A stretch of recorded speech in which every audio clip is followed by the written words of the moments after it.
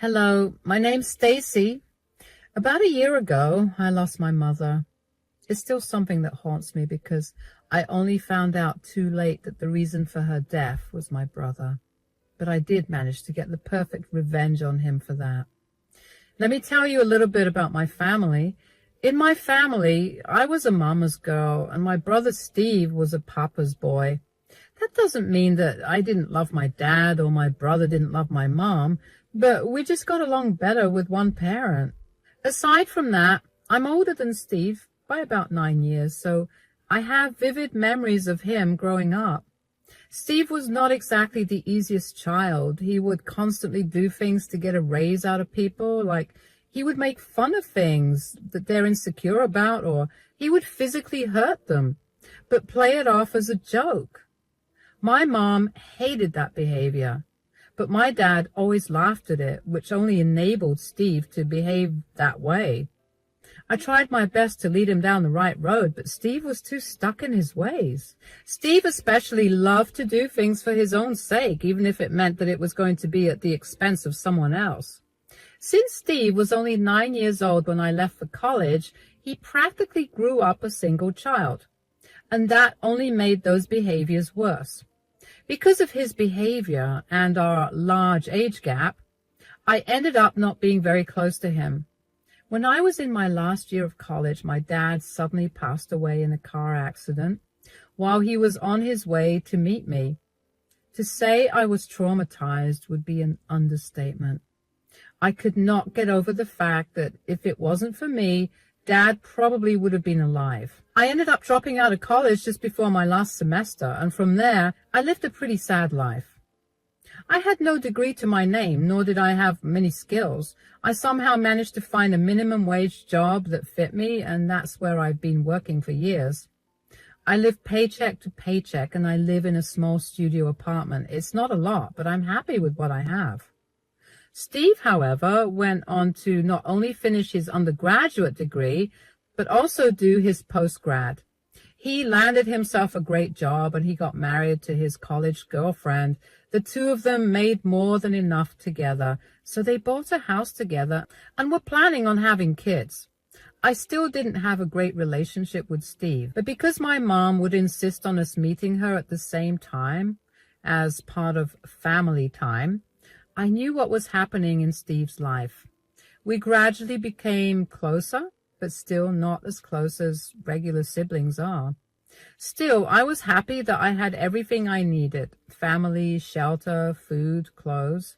And this is how it was for years. But then one day, I got a call from the hospital telling me that my mom had had a really bad stroke.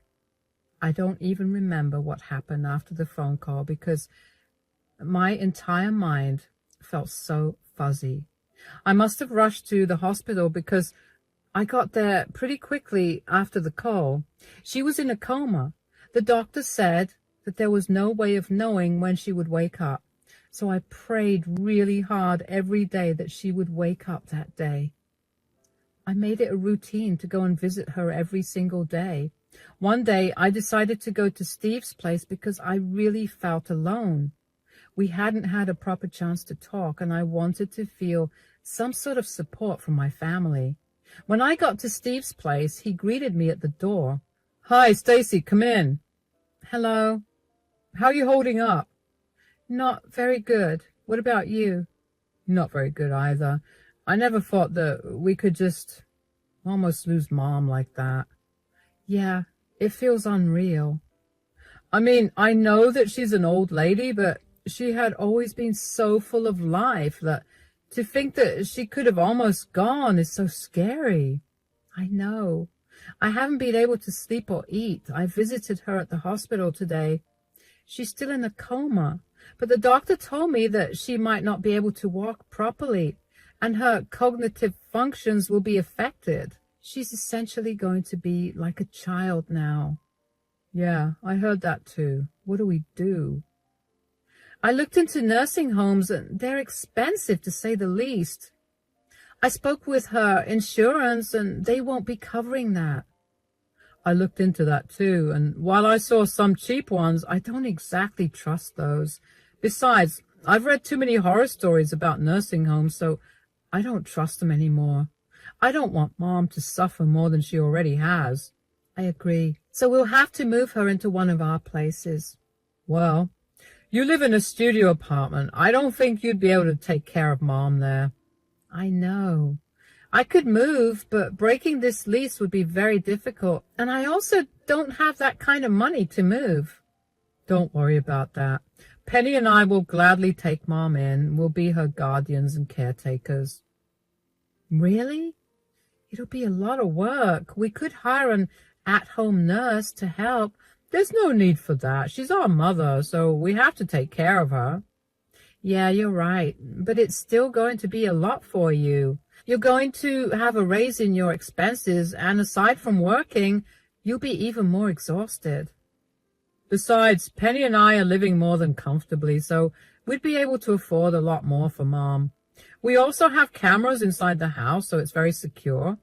We'll install a camera in Mom's room, too, so we can always check in on her when we're not in her room. I work from home, so I'll be more than able to care for Mom. All right, then. You can take Mom in. I'll drop by every day to spend time with her. I'll help you out any way that I can. That's fine. You focus on working and saving up. I'll make sure Mom gets so well taken care of that she'll go right back to being her usual self. I hope that she'll be fine. I can't wait to see Mom smile and hear her laugh again. This was the biggest mistake I made.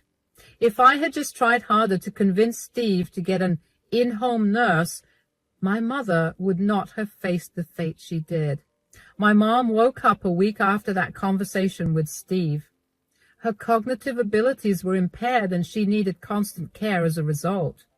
As decided, we moved her into Steve's place. I would visit her once or twice a week, and I would make sure to spend as much time as I could with her. This is how it was for a few months until Steve called me, sobbing hysterically. I immediately knew that something was wrong with Mom.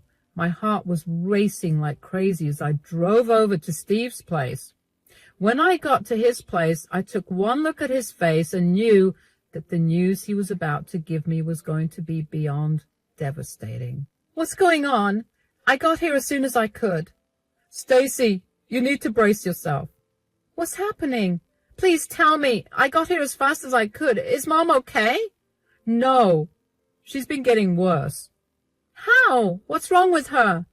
Her blood pressure, cholesterol, sugar levels are way too high. Nothing is bringing it down. The doctor told us that at this rate, her organs are going to shut down and she'll pass away. No. How are her levels so high? Are you not taking care of her properly? I told you to hire an at-home nurse. We have no idea why they're so high. I promise you I'm taking care of her to the best of my ability. I've been doing whatever the doctors have told me to do. You can ask Penny about it too. How long has the doctor given her?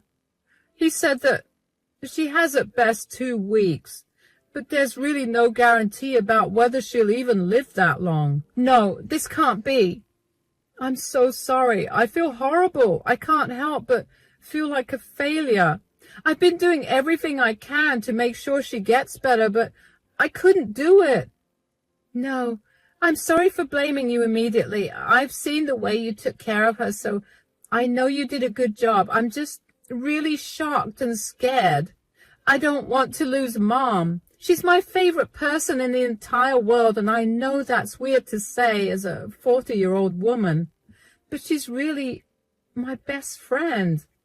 I can't believe that my time with her is going to be cut short this way. I feel the same way. This is not what I expected. I never had too close of a relationship with Mom, but these last few months of caring for her made me feel a lot closer to her. I don't want her to go either, but are we absolutely sure that there's no way for Mom to get cured? Surely there are some medicines or procedures that can be done to help her out. We could admit her back into hospital. I checked with the doctor and he told me that it was too late to do anything. Her body's way too stressed out with the levels and her organs, have already been affected. There's nothing more to do than wait for her to go. This can't be. There has to be another way. I know you're hurting right now. I feel the same way. I'll tell you what. Why don't you come to stay with us for the next 2 weeks?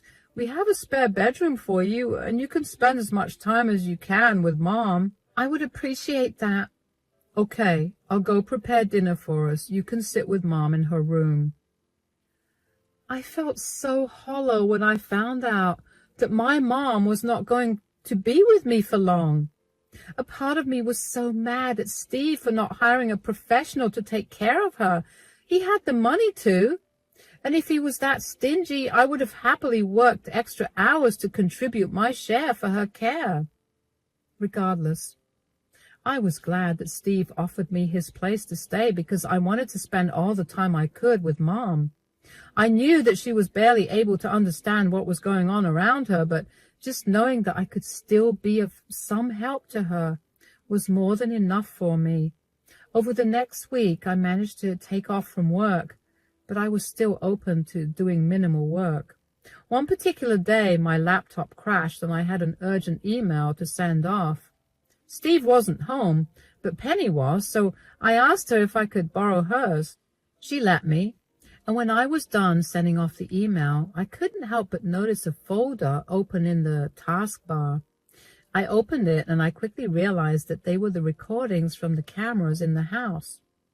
I decided to go through some of the videos because I wanted to see how Mom had been before her health deteriorated. That was when I found a video of Steve cooking in the kitchen. At first, I thought nothing of it, until I realized that he was making my mother's food. He added a heap load of sugar to her food, and also added a lot of butter and oil to the other things he fed her, all of which were bad for her. I felt sick after I watched that, but I sent the video to myself. I couldn't come to terms with the reality that Steve got Mom sick, and Steve was killing Mom. I didn't know what to do about it, so I kept my mouth shut. One day after dinner was done, Steve started talking about how sad it was that Mom's health deteriorated so much. It's so sad that Mom's health has deteriorated so quickly. I know, it's a shame. So, Stacy, have you talked to Mom about her will? I haven't. I don't think I want to talk about that when she's dying. Well, Linda and I did, and we happened to see a copy of her will. Is that so? Yeah, she still had your dad on the will, so we had her make some changes. That's nice. I hope she's left everything equally for us. I'd hate for us to fight over something like an inheritance. Equally? Excuse me, but what have you done for Mom? What do you mean? We were the ones who took your mother in, and we've been the ones that have been taking care of her. Why would Linda divide things equally? Well, to be fair, I live in a studio apartment, and there was no space to have Mom live with me. You were the only other option because nursing homes were too expensive for us. Yeah? But we still did all the work it took to take care of her for free. I think we're entitled to a lot more than an equal distribution. This is an absurd conversation to be having right now while our mother is literally on her deathbed. No, this is the perfect time. I don't want you accusing me of anything when you see the will. What do you mean? Did you tamper with the will? We didn't tamper with it. We just made sure that we were going to get what we really deserved. And Mom was okay with not leaving her kids with equal amounts of her assets? Yeah, I mean, there's absolutely no chance that she'll leave a single penny for you when you did nothing for her. She saw how hard we worked to take care of her, and she's going to reward us accordingly. Well, neither will you get a single penny from her because you made her sick. What are you talking about? The other day, I happened to come across a video of you making food for Mom. I saw how you loaded her food with sugar and lots of fat, which you know is deathly for her, given her heart problems and diabetes. Her organs have started shutting down because of what you did. You're lying. You have no proof of that. You're just making things up so you can do something about the will. Here, why don't you watch the video yourselves? I watched as their faces turned from anger to fear. Both of their faces paled and they were sweating so much you'd think we were in a sauna. I was glad that I finally found a way to express what I'd been feeling about what I thought, because I now had a solid plan in place for what I was going to do with the video. But before I could do anything, I wanted to hear what they had to say for themselves. As I turned my phone back to me, I set it to record because I needed as much evidence as I could get. So, do you have something to say for yourselves? How did you get this video? Does that really matter? Did you place cameras in our home and record us? That's a crime, you know. First of all, I did not do that. That behavior is psychotic and I don't have time for that. Secondly, this was a recording from your own cameras. And lastly, even if I did plant cameras in your house and watch you, how is that more serious of a crime than you making Mom sick to the point of her dying? So you went through our devices to get this footage. That's an invasion of our privacy. Also, we hid that footage. How did you even get access to it? I didn't purposely go through your devices. I literally happened to stumble upon it one day while I borrowed Penny's laptop for some emergency work. The hidden folder was open, and I found it. You had no right to do that. And you had no right to kill my mother. We didn't kill Mom. You practically did. You made Mom so sick that now she won't be able to recover. It's just a matter of time before she's no longer with us. So what? Did you tamper with Linda's will? No, Mom hasn't been in the right state of mind to edit her will again, but I will contest the will when she passes away. I bet the judge will be shocked to see this evidence. No, you can't do that. Why can't I do that? Mom worked so hard her entire life to provide for Steve and me. You guys chose to slowly poison her all because of your greed. Please don't expose Steve. He's your brother. Please think of what this would do to his future. His future? Mom was supposed to have a longer future that you guys robbed. Who cares about his future when he killed Mom? She's not dead yet. I'll make things right, I promise. How in the world will you do that? You know what her doctor said. She has until the end of this week and then she's gone. You did this to her. Stacy, I'm sorry. I'll give you all the inheritance. Please, just keep your mouth shut about this whole thing. I'm begging you. No amount of begging will change my mind about this. I only kept silent about this because I didn't want Mom to leave us feeling upset and betrayed. If Mom had even a sliver of a chance of survival, I would have reported you immediately. After she's gone, I'm going to make your lives miserable. I will never forgive you guys for what you did, and I hope that you get punished in the worst ways possible. I got up and went into Mom's room after that. It felt good to finally let them know that I knew of what they'd done. Of course, only Steve was in the video, but from the way that Penny was defending him, I knew that she had known of his actions. What hurt most was that she was okay with what Steve had been doing. For the rest of the week, I avoided Steve and Penny. They kept trying to talk to me about changing my mind. At some point, Steve even got on his knees and told me that he would give me as much money as I wanted for me to keep my mouth shut about the video. When I refused to budge, they got angry. One night, I even caught the two of them trying to delete the video from my phone while I was asleep. I yelled at them a bunch for doing that, but I couldn't help but feel a little upset at how stupid they thought I was. That video was incriminating evidence, and there was no way I was going to store it on my phone only and not have it backed up in multiple hard drives and devices. I went back to ignoring them after that incident, and finally, they ignored me as well. They must have convinced themselves that I would not report Steve, because when Steve got arrested, about 2 weeks after my previous conversation with Steve and Penny, where I revealed that I knew what they'd done, my mother passed away in her sleep. I was glad that she had a painless death, but it did not erase the pain I felt from her leaving. Even though I hated Steve's guts, I still acted civilly with him while we planned the funeral. It was a day that was filled with lots of pain and comfort at the same time.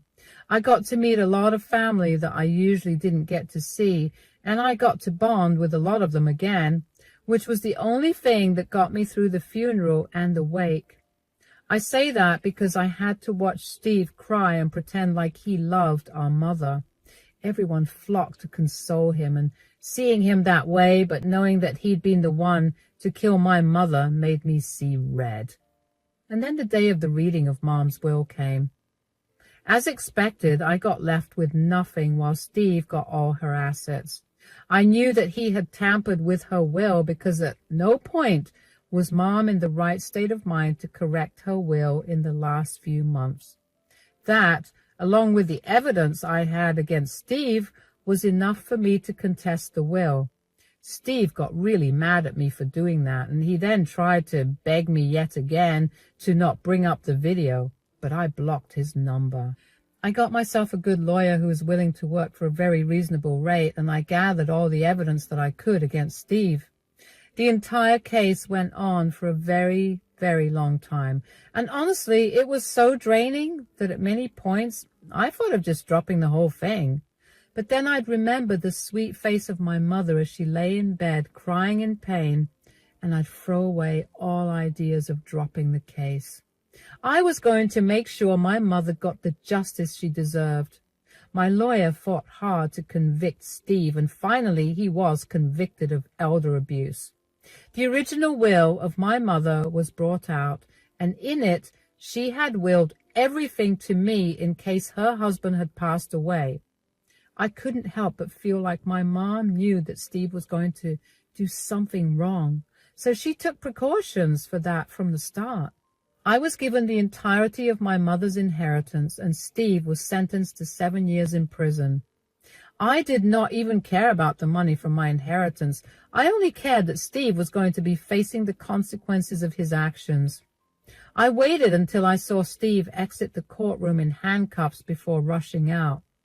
I did not want to deal with anything that Penny would have to say to me. Over the next week, Penny continued to spam my phone with calls. I did my best to ignore her and instead tried to focus on myself. But every time I sat down to think for myself, Penny would keep calling me. One day when she called me, I was in a particularly bad mood. I decided to pick up the call and let that be the last time that I spoke to her. I knew that she was going to trigger a lot of emotions, but I figured that I might as well get it over with. What do you want? Are you finally happy now? You threw Steve in jail all because of your greed. My greed? What are you talking about? All you wanted was that inheritance. We told you we'd give you the whole thing if you just kept your stupid mouth shut. I did not care about the inheritance. Don't lie to me. I saw the way you were struggling. Any amount of money would have made your life easier. Of course you wanted that money. Did you not hear anything that I said when I was at your place that day I showed you the video?